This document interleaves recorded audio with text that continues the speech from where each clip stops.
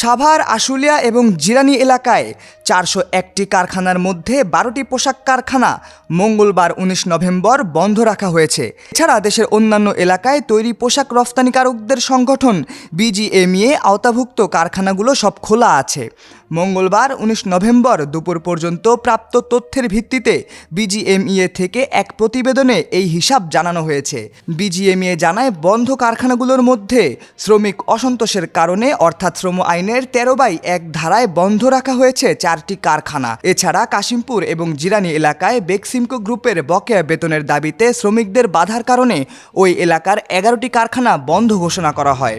খোঁজ নিয়ে জানা গেছে, মঙ্গলবার সকাল থেকেই গাজীপুর মহানগরীর জিরানী ও চক্রবর্তী এলাকার 2টি কারখানার শ্রমিকরা 1 মাসের বকেয়া বেতন সহ বিভিন্ন দাবিতে চন্দ্রা নবীনগর মহাসড়ক অবরোধ করে বিক্ষোভ করেছেন। শ্রমিকরা জানান, বেক্সিমকো ইন্ডাস্ট্রিয়াল পার্কে পোশাক ও সিরামিক কারখানায় ৪১,০০০ কর্মী রয়েছে।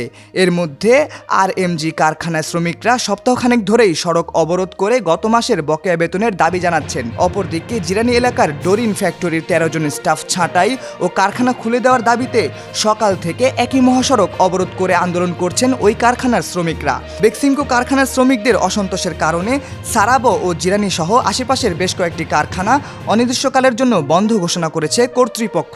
বিজিএমইএ জানায়, বেক্সিমকো গ্রুপের শ্রমিকরা অক্টোবর মাসের বকেয়া বেতনের দাবিতে বিভিন্ন কারখানায় হামলা করেছে। এমন পরিস্থিতিতে আরও 10টি কারখানা বন্ধ করা হয়েছে। এর মধ্যে ডোরিন গার্মেন্টস, ডোরিন অ্যাপারেলস এবং ডোরিন ফ্যাশনে শ্রমিক অসন্তোষ চলছে। এছাড়া সারাবো ও জিরানী এলাকায় IRES fabrics, KSC composite, Exaco limited, YP Gazipur limited, Hamim গ্রুপের that's it knitwear, autotech limited এবং উত্তরা নিটওয়্যারের কারখানায় ছুটি ঘোষণা করা হয়েছে।